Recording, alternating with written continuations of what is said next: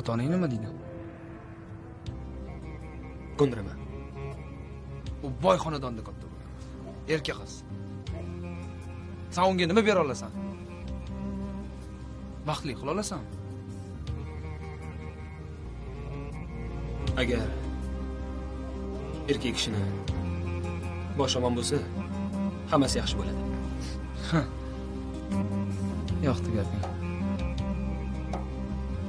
Sen bu uyga kuyov bo'lib tushasan. Ikki kuyov bo'lasan. Faqat onangni ergashtirib kelmaysan. Meni qiziqtirmaydi. Nega jimsan?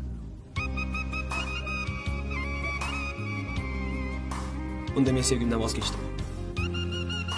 Shartlaringiz menga to'g'ri kelmadi.